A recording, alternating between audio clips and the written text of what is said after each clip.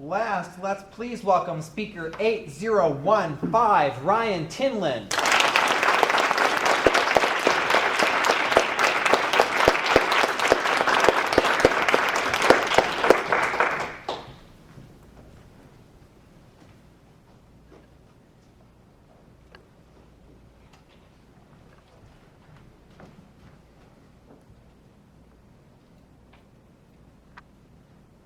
In 1984, the SETI Institute, a subdivision of NASA, was established with the sole mission of looking for aliens. After nearly 30 years of research, the SETI Institute has not yet, to their dismay, found any signs of life, let alone intelligent life, anywhere other than Earth. Yet on June 28, 2012, National Geographic published a study revealing that roughly 79% of Americans believe aliens have already been to Earth. Let me clarify that. Despite legitimate scientific research for decades, nearly 250 million Americans believe aliens not only exist, but have been to Earth already. This is by definition an irrational belief, and it probably doesn't shock any of you when I say that many people are rational. But what is shocking is why. In his 2011 book, The Believing Brain, How We Construct Belief and Reinforce Them as Truth, Dr. Michael Shermer argues the human brain is designed to create beliefs first, and then create post hoc rationalizations to defend the belief second, regardless of the factual accuracy of the belief. Due to various neurological and psychological adaptations, the human brain has become hardwired to believe, what evolutionary psychologist Dr. Jesse Bering calls a belief instinct. Just to be clear, this speech is not about why people have weird or irrational belief. It's about why people have belief. Period. As Dr. Shermer maintains, understanding the way that our brain formulates belief is crucial to our communication on a variety of social issues, from ghosts and gods to politics and conspiracy theories.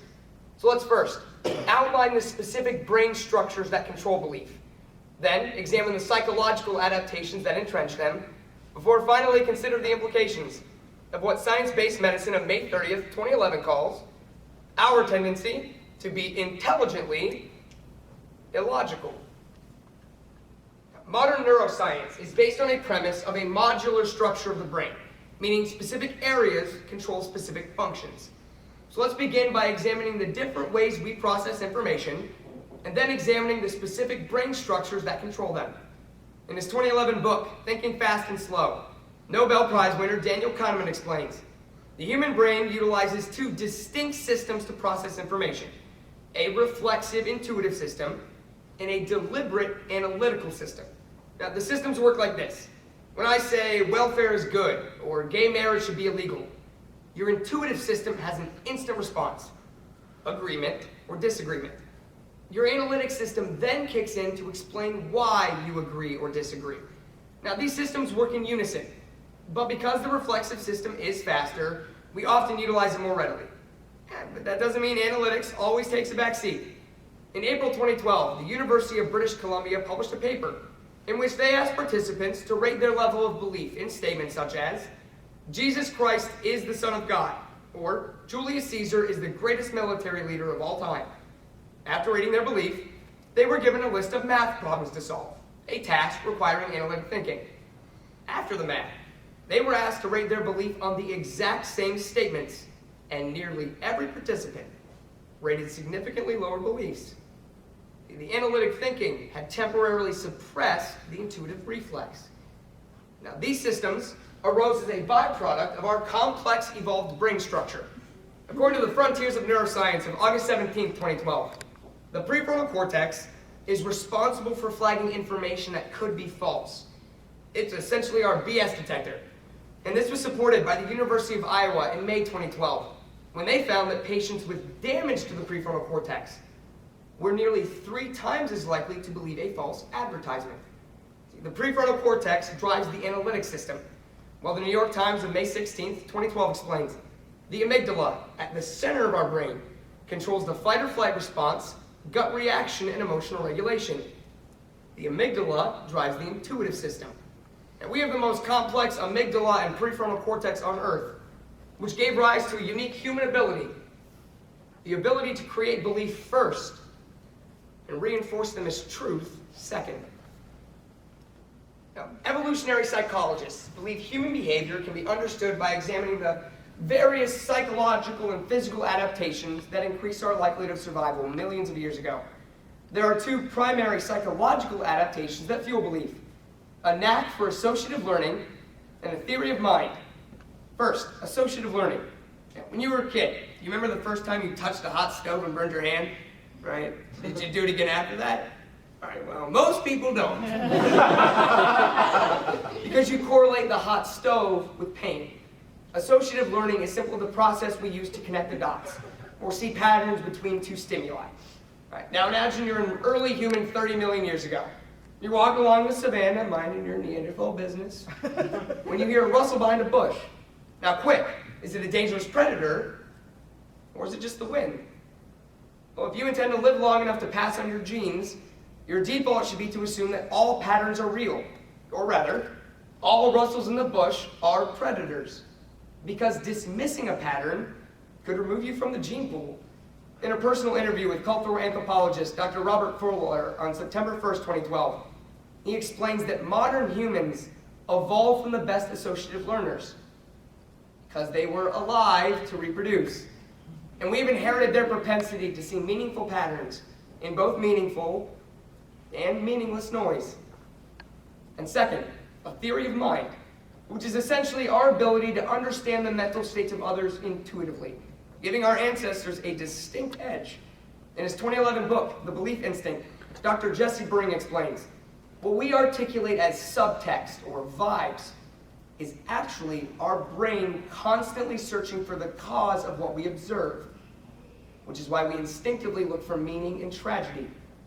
Our brains are designed to see intentionality in nearly everything that we observe.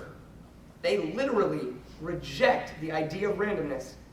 Now, theory of mind and associative learning together has made our default to be not only to see patterns, but to then imbue those patterns with layers of meaning and significance.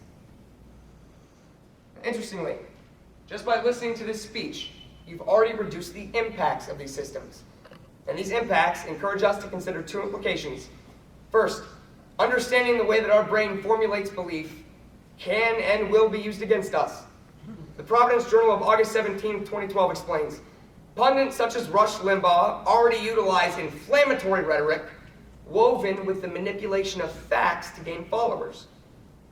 But this research may make the facts superfluous, and soon even the cosmetic use of facts may fall by the wayside. If someone can convince you to accept an intuitive position, your analytic system will back it up and do the work for them.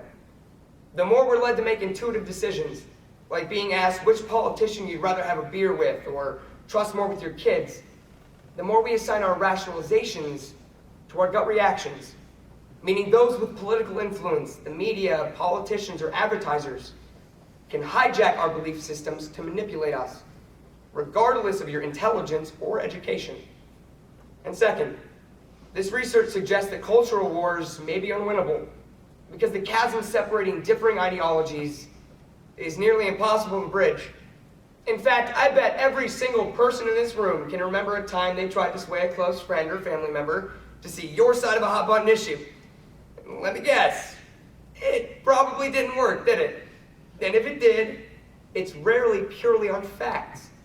Take the case of Senator Rob Portman, whose opinion on gay marriage was not changed after years of factual exposure to the gay rights movement, but after a drastic shift in empathy when his son came out.